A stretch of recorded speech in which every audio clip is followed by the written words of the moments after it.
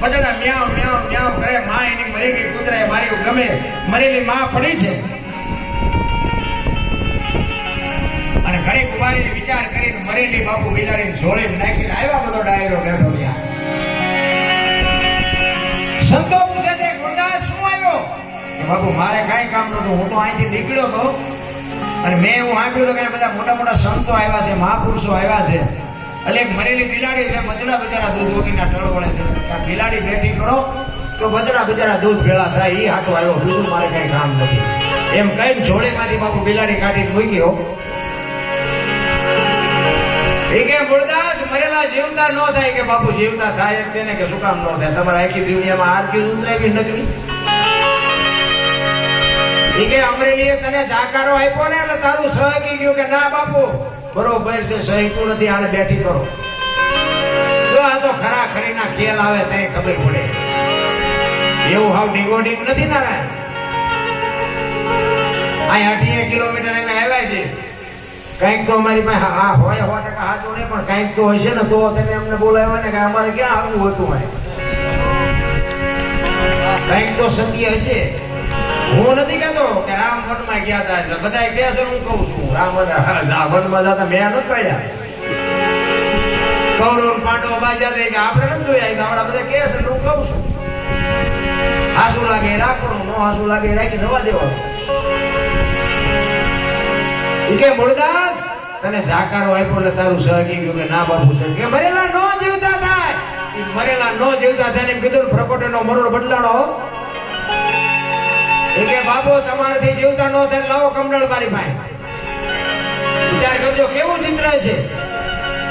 કમળલ હાથમાં આપ્યું, પાણીની અંજળી ભરી અને મારો બાપ ઈશ્વરને અરજ કરે છે, હે પરમ કૃપાળુ પરમેશ્વર, મેં તનમન ધનથી તારું જો ભજન કર્યું હોય, હાથે પાતાળમાં ડાઘ ન હોય, કોકના પાપ જો મારી માથે લીધા હોય તો આ બિલાડી બેઠી કરજે. અને જો બિલાડી બેઠી ન કરીને મારા ખોડિયામાં જીવ રહેવા દઉં તો હું મુરદાસ નહીં એમ કઈ અંજળી સાંટી હોવાય. અને બિલાડી હાલતી થઈ ડાયરેક્ટ દિશા હું થઈ છે. જામનગર દરબાર બાપુ હિમાત બેઠા હતા અને એને બાપુ હબાકો આવ્યો હોય કે આ મુરદાસ નું પાપ હોય નહીં, મેં કંઠી તોડીને ભૂલ કરી નાખી. કાટ કાટ કાટ કાટ પગથિયા ઉતરે બાપુ મુરદાસ ચોધાર આવશે રડતો રડતો હાલતો થઈ ગયો. અને જામનગર દરબાર બાપુ હળી કાઢી ડાયરામાંથી હો, એ બાપુ ઉભારો, એ બાપુ ઉભારો. મુરદાસ ઉભા નથી. આગળ જઈને લાકડી પડે એમ પડ્યો, પગ ઝાલ્યા હો મુરદાસ બાપુ, મને આવી ખબર નહોતી, મારી ભૂલ થઈ ગઈ, મને માફ કરો. અને તેથી મુરદાસ કહે છે, અરે ભલા માણા ઉઠે, અમરેલીથી તારી પાસે આવ્યો હતો. મને એમ કે જગત નો સમજે કે તું તો 5-25 ગામનો ધણી હતો, તને મારા ઉપર ભરવાનો નો આવ્યો. હવે કોઈ ખારો બાવો ગોતીને કંઠી બાંધી લે, સમય વિયો ગયો. તમારો મારો સમય છે, સમય બડા બલવાન ને એક પુરુષ બળવાન. કાબે અર્જુન ને લૂંટ્યો હોય, ધનુષ ને હોય બાણ. બાપુ છે ને આ સમય છે ને બધા કરતા શક્તિશાળી છે, સમજી લેજો. ઘણા એમ કે હું મારી નાખું તોડી નાખું, પણ બાપુ તમે બધા મારી નાખો તોડી નાખું, સમયને તમે નો કઈ કરી. સમય શક્તિશાળી છે. તમારો સમય છે તમે તેમ કોકને હેરાન કરી શકશો, બાકી તમારો સમય ગયો તેથી વહાં ધરવાના જ રહે, માર ખાવાનો જ રહે. સમયથી કોઈ શક્તિશાળી નથી, એક લખી લેજો.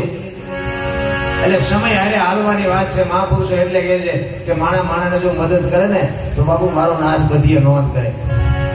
આપણા ઘરે ડબ્બાએ બાપુ કાંઈ નહોતું, પણ તોય કોકના ઘરે પ્રસંગ હોય ને તો એને એક બાજુ હાકરીને પૂછે, તારે પૈસા જોતા લઈ જઈએ, ગાડું જોતું લઈ જાય, દીકરાનું લગ્ન હોય બાપુ કોઈ વ્યાજ નહીં, લખાણ નહીં, ત્રીજી વ્યક્તિને વાત નહીં કરવાની, એવા કામ કર્યા. ઈ અટાણ ઉગ્યું.